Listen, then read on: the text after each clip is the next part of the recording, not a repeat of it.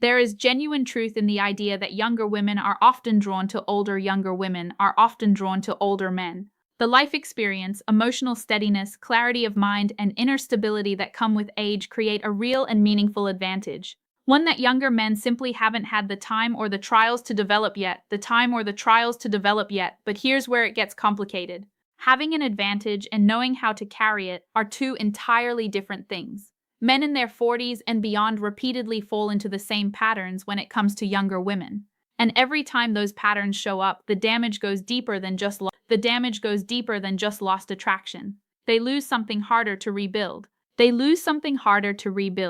Respect. And without respect as a foundation, nothing else you bring to the table ever gets a fair look. That's the painful irony at the center of all of this. Older men already possess exactly what younger women find compelling. The problem isn't what they have, is what they do with it, or more accurately, what they do against it. The encouraging part is that nothing here requires reinventing yourself.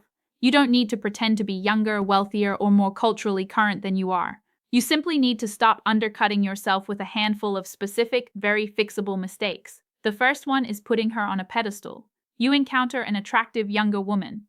She carries herself with confidence. She's beautiful. Maybe she feels a little out of reach and something inside you tightens. You start thinking you cannot afford to get this wrong, that she operates on a level above you. So you shift into a mode of overcompensation.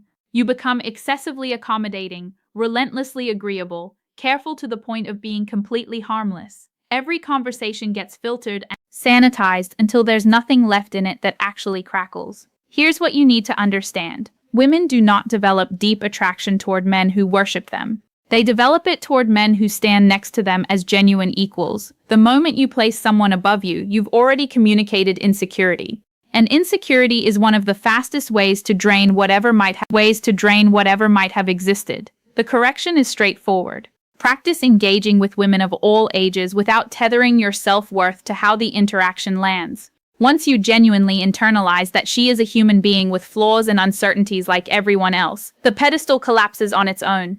What replaces it is something far more useful. Confidence rooted in the understanding that compatibility runs in both directions, and you are just as much the one doing the evaluating. The second mistake is mishandling the age question when she asks how old you age, question when she asks how old you are. And at some point she will watch what happens inside you. For a lot of men, something visibly shifts. The voice tightens, the posture softens in the wrong direction. The ease they've been carrying suddenly drains out. The moment you treat your age as something that needs managing or excusing, you've already framed it as a liability. And that frame is contagious. If you believe it's a problem, she'll start to as well. Your age is not the obstacle. Your relationship to your age is. State it cleanly, without apology, without explanation, without the nervous laugh that signals you're bracing for judgment. Use humor if that comes naturally to you, but let the underlying current be ease rather than deflection. Confidence reframes age as exactly what it is, an asset.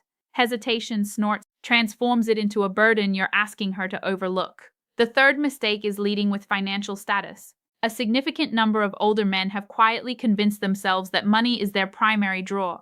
So they steer conversations toward careers, possessions, travel, and the markers of material success. Some go further and attempt to create interest through spending.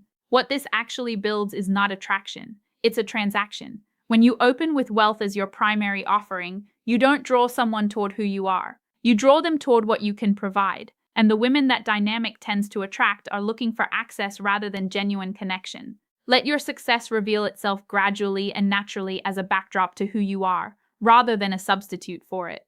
Lead instead with how you think, how you treat people, what you actually stand for. Financial stability is something that should quietly support your life, not perform in place of your personality. The fourth mistake is sliding into mentor mode. Many older men, when they sense the age gap, instinctively for a role they feel comfortable in. The advisor, the guide, the man with lessons to share. They offer perspective, dispense wisdom, and position themselves as someone with much to teach. What this does to chemistry is devastating.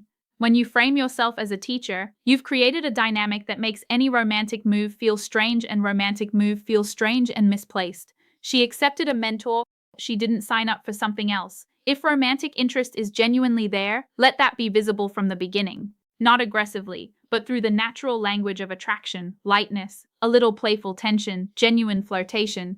Wisdom is appealing, but only when it exists alongside polarity, not in place of it. The fifth mistake is trying too hard to appear younger. Forced slang that doesn't belong in your vocabulary. Clothing chosen to signal youth rather than to fit who you actually are. References and behaviors adopted to close a generational distance that doesn't actually need closing. None of it works, and all of it communicates the same thing, that you are uncomfortable with who you are. Chasing youth signals insecurity just as loudly as any other form of overcompensation. What actually works is almost the opposite. Dressing with sharpness and intention, maintaining your physical health, speaking in a way that is genuinely yours, carrying yourself with the ease of someone who has long since stopped needing external validation for how he shows up. Your lived experience is the thing that sets you apart. Disguising it is the last thing you should be doing. The sixth mistake is turning too much of the conversation into a highlight reel of your own life. Older men have a tendency to let interactions drift toward professional accomplishments, past achievements, and the credentials they've collected over time. It comes from a real place. The desire to demonstrate value, but the effect is the opposite of what's intended. Attraction is not assembled from a resume. It grows through genuine exchange, through the feeling of being truly met by another person. The man who actually commands attention in a room is rarely the one cataloging his accomplishments. He's the one who seems fully present, who listens with real interest, whose attention makes the person he's talking to feel genuinely seen. Let what you've built come through in your character rather than in your talking points. A man who is grounded in his own value doesn't need to argue the case for it. The seventh mistake is neglecting the physical dimension of how you present yourself. The richness of your inner life and the depth of your experience only carries so far if the external picture communicates someone who has stopped investing in himself. You don't need to look young. That's not the point. What you do need to communicate through your appearance is discipline, self-respect, and intentionality. Well-fitted clothing, clean grooming, a body that reflects some level of consistent care. These things signal that you take yourself seriously. And when someone can see that you take yourself seriously, they are far more inclined to do the same. At the root of every single one of these mistakes is one central issue: not fully owning who you actually are at this point in your life.